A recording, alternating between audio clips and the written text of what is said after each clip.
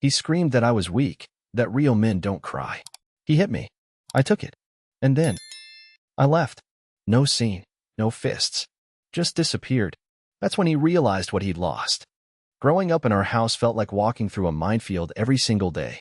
My older brother was 5 years ahead of me, and from the moment I could walk, he made it clear that I was his personal punching bag. Not just physically, though that was definitely part of it. He had this way of making me feel like I was less than nothing, like my existence was some kind of burden on the family.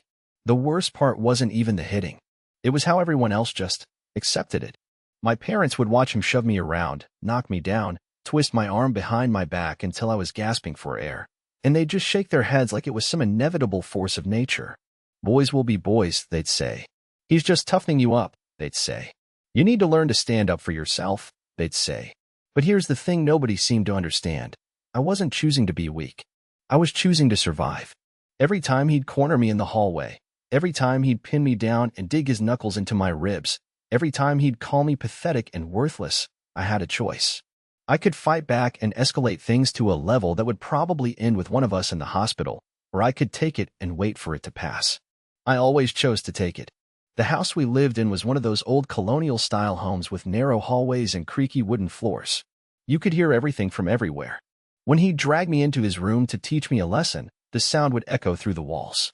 My parents' bedroom was right next door. They had to know what was happening. They had to hear me trying not to cry, trying not to give him the satisfaction of breaking me completely. The physical stuff was bad enough. The bruises on my arms and back, the split lips, the black eyes that I'd have to explain away at school with stories about falling off my bike or walking into doors. But the emotional damage was so much deeper. He had this way of getting inside my head, making me question everything about myself. He'd tell me I was stupid, that I'd never amount to anything, that I was an embarrassment to the family. And after years of hearing it, I started to believe it. School became my refuge, but even there I couldn't escape the shadow of what was happening at home. I was quiet, kept to myself, never caused any trouble. Teachers liked me because I was polite and did my work, but I never had many friends. How could I? I was terrified of anyone getting too close, of anyone seeing the real me underneath all the fear and shame. The breaking point came when I was 17. I was in my room, working on some homework, when he burst through the door. He was angry about something. I never found out what, and he needed someone to take it out on. That someone was always me. He grabbed me by the shirt and slammed me against the wall. My desk chair went flying, knocking over a lamp that crashed to the floor. The sound was so loud I was sure the neighbors would hear it.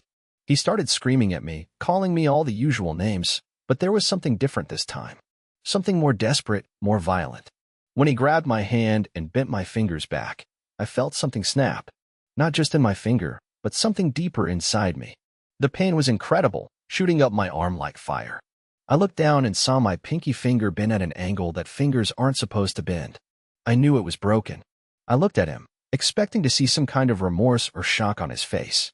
Instead, he just looked satisfied, like he'd accomplished something important, like breaking my finger was some kind of achievement.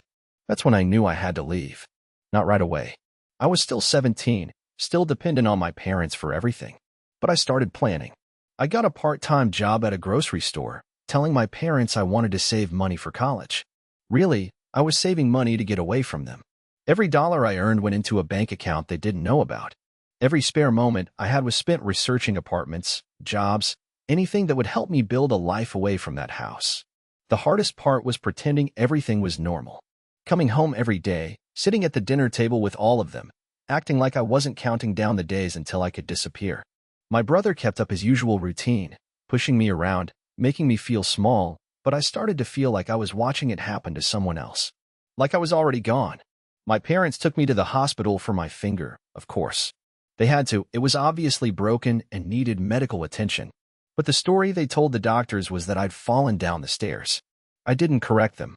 I just sat there in the emergency room, letting them lie about what had happened, already feeling like I was fading away from this family. The doctor who set my finger was kind. She looked at me with these gentle eyes and asked how I was feeling, not just about the injury, but in general. For a moment, I almost told her everything, almost broke down and explained what my life was really like. But I didn't. I just said I was fine and thanked her for fixing my finger. Update 1. Turning 18 felt like crossing some kind of invisible finish line. I had graduated high school, saved up enough money for a security deposit and first month's rent on a tiny studio apartment across town, and found a full-time job at a warehouse. It wasn't glamorous work, but it was mine. Nobody there knew about my family. Nobody there had any expectations of who I was supposed to be. The day I left was a Tuesday. I picked Tuesday because it was the most ordinary day possible. Nothing special, nothing dramatic. I waited until everyone was out of the house, my parents at work, my brother at his community college classes, and I packed everything I owned into 2 duffel bags and a backpack. It wasn't much. Some clothes, a few books, my laptop, and the small amount of money I'd managed to save. I looked around my childhood bedroom one last time, at the walls that had witnessed so much pain and fear, and I felt nothing. No sadness, no nostalgia, no regret. Just emptiness. I left a note on the kitchen counter. It was short and simple. I'm safe.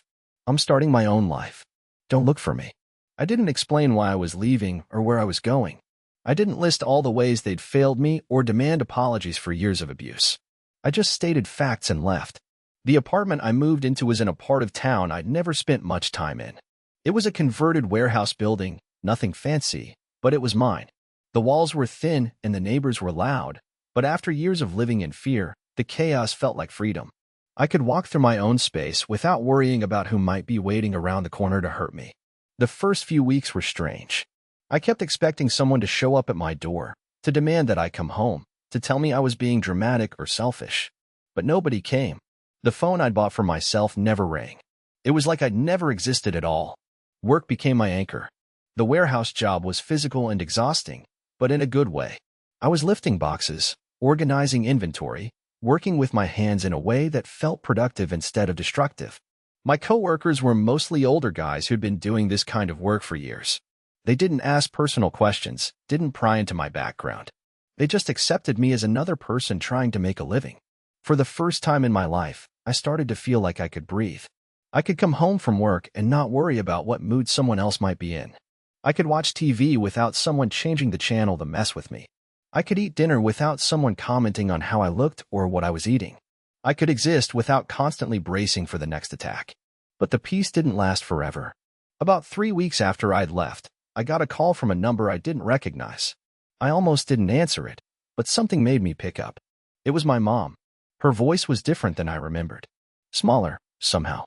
More fragile.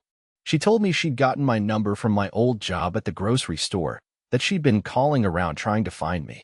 She said they were worried about me, that they just wanted to know I was okay. I told her I was fine. I told her I had a job, a place to live, that I was taking care of myself. She cried. I could hear it in her voice even though she was trying to hide it.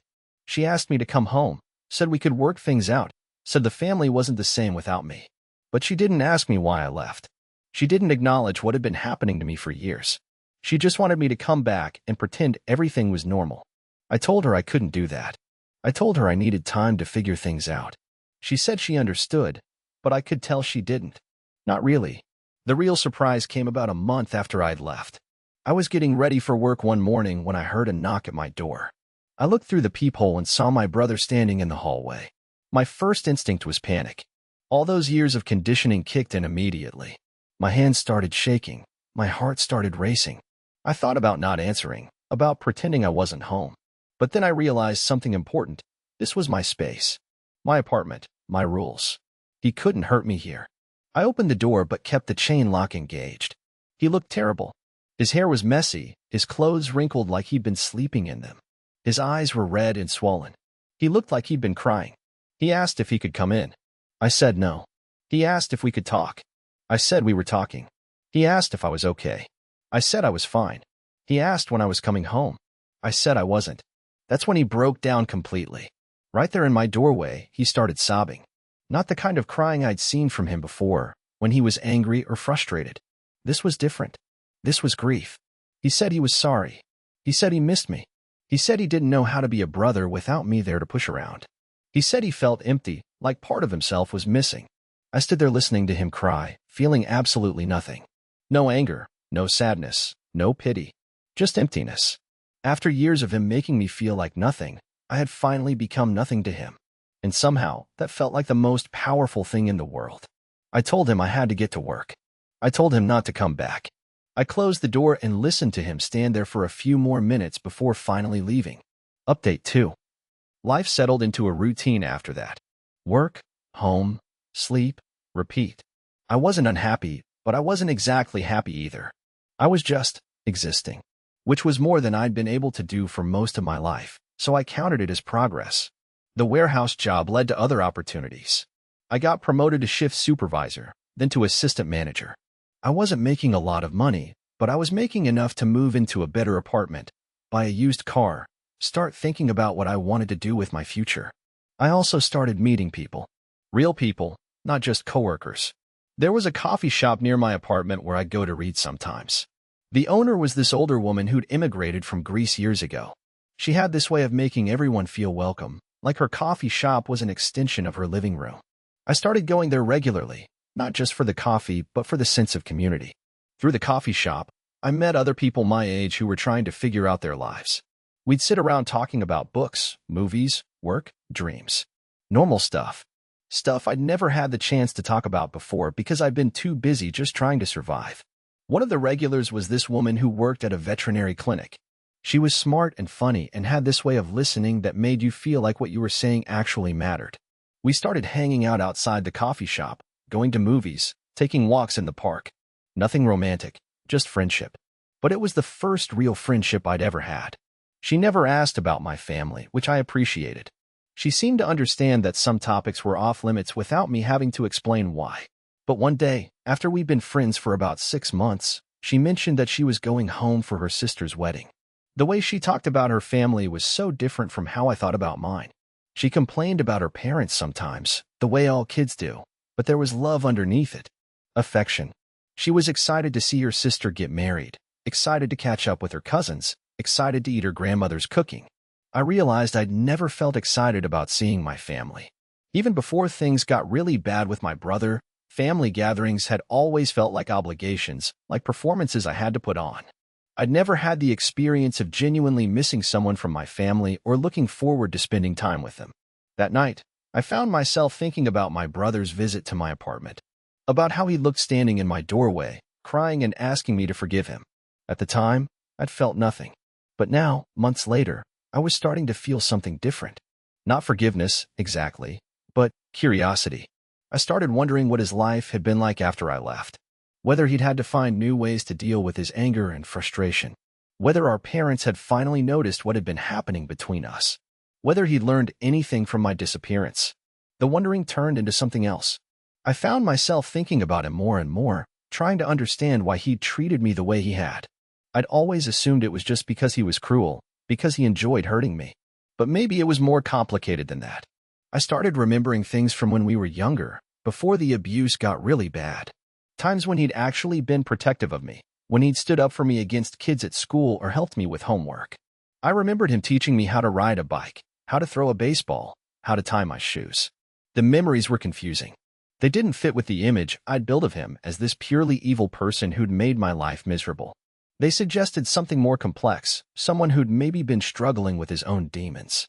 But then I'd remember my broken finger, and all the compassion would drain away. The real turning point came about 8 months after I'd left home. I was at work, doing inventory in the back of the warehouse, when my phone rang. It was my mom again. This time, she sounded different. Not sad or desperate like before, but serious. She told me that my brother had been in an accident. A car accident. He was in the hospital, and it was serious. She said he'd been asking for me. That he'd been asking for me since the moment he woke up in the ICU. She said the doctors weren't sure if he was going to make it, and she was begging me to come see him. I hung up without saying yes or no. I just hung up and stood there in the warehouse, surrounded by boxes and inventory sheets, trying to figure out what I was supposed to feel. The rational part of my brain said I didn't owe him anything, that years of abuse didn't get erased by a car accident, that I'd worked too hard to build a life away from all of them to go running back the moment something dramatic happened. But there was another part of me, a part I'd been trying to ignore for months, that felt guilty. Not guilty for leaving, but guilty for being relieved that he might die. Guilty for hoping, even for just a moment, that his accident might solve all my problems permanently. I left work early and drove to the hospital. I didn't call my mom back to tell her I was coming. I just went. The ICU was quiet and sterile, full of machines and monitors and the smell of antiseptic. My parents were there, sitting in uncomfortable chairs outside his room. They looked older than I remembered, more fragile. When they saw me, they both started crying. I didn't hug them. I didn't say anything reassuring. I just asked about his condition. He had internal bleeding, a collapsed lung, and a traumatic brain injury. The doctors were optimistic but cautious. He was conscious but weak. He'd been asking for me every day since the accident. My parents wanted to come into the room with me, but I said no. I needed to see him alone, without their expectations or emotions clouding the moment. When I walked into his room, he looked so small. He'd always seemed bigger than life to me, this intimidating presence that filled up every space he entered. But lying there in that hospital bed, connected to machines and IVs, he just looked like a scared kid. His eyes found mine immediately. He tried to smile, but it was weak and uncertain. He whispered my name, and his voice cracked when he said it. I stood there looking at him, waiting to feel something. Anger, sadness, pity, anything. But I felt the same emptiness I'd felt when he showed up at my apartment. Nothing. He started to cry. He said he was sorry, that he'd been sorry every day since I left. He said he knew he'd been terrible to me, that he'd been jealous and angry and didn't know how to handle it. He said he'd been going to anger management classes, trying to figure out why he'd hurt me so much. He said he'd realized, after I left, that I wasn't just his little brother. I was his best friend. The only person who'd ever listened to him, who'd ever been there for him no matter what. He said he'd taken that for granted, that he'd destroyed the most important relationship in his life because he was too stupid and angry to appreciate it. I listened to all of this without saying anything. When he finished talking, he looked at me with these hopeful eyes, like he was waiting for me to forgive him, to tell him everything was okay now. Instead, I told him the truth. I told him that I was glad he was alive, that I didn't want him to die. But I also told him that I couldn't forgive him. Not yet. Maybe not ever. I told him that what he'd done to me had broken something inside me that might never heal completely. I told him that I'd build a life without him, a life where I felt safe and valued and respected. I told him that I wasn't going to give that up, even for him. But I also told him something else, something that surprised even me. I told him that I hoped he'd keep going to those anger management classes. I told him that I hoped he'd learn to be a better person, not for me, but for himself. I told him that everyone deserved a chance to change, to grow, to become someone better than they'd been. I told him that maybe, someday, if he really changed, if he really became a different person, we might be able to have some kind of relationship. Not the relationship we'd had before, but something new. Something built on respect instead of fear. Final update. That conversation in the hospital happened 2 years ago. My brother survived his injuries and made a full recovery. He's still going to anger management, and from what my parents tell me, he's actually changed quite a bit.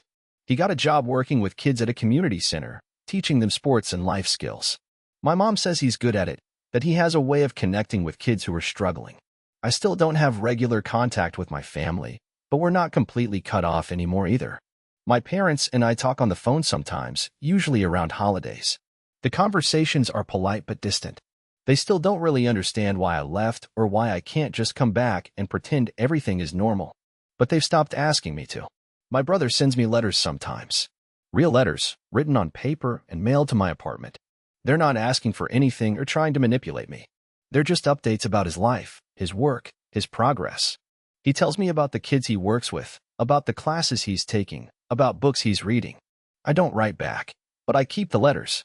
There's something about seeing his handwriting, about knowing he took the time to sit down and write to me, that feels important.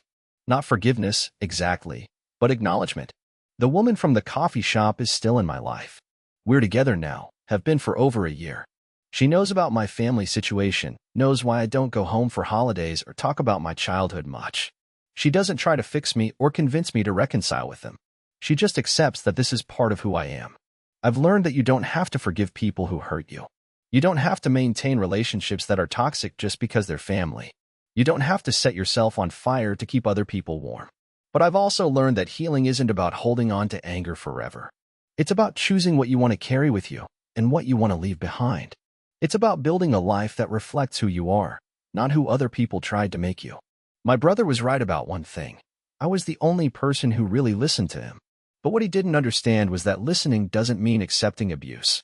It doesn't mean being someone's punching bag just because they're family. The fight I finally won wasn't against him. It was against the part of myself that thought I deserved to be treated badly. It was against the voice in my head that said I was weak, that I was worthless, that I should just accept whatever treatment people wanted to give me. Leaving wasn't about punishing my family. It was about saving myself. It was about recognizing that I had value, that I deserved to be treated with respect, that I had the right to build a life on my own terms. I'm 22 now. I have a good job, a nice apartment, a relationship with someone who loves and respects me.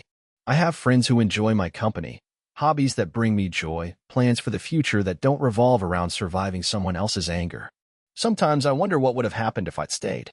If I'd kept taking the abuse, kept believing that I deserved it, kept hoping that somehow things would change on their own. I probably would have ended up broken in ways that couldn't be fixed. I probably would have spent my whole life feeling worthless and afraid. Instead, I chose to leave. I chose to fight for myself in the only way that mattered, by refusing to accept a life that made me miserable. I chose to believe that I deserved better, even when everyone around me was telling me I didn't.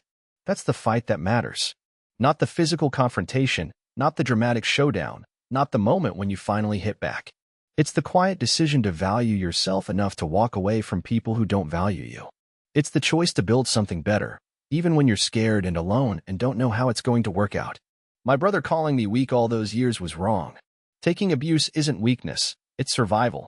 But there comes a point where survival isn't enough anymore. There comes a point where you have to choose between surviving and living. I chose to live, and that choice saved my life.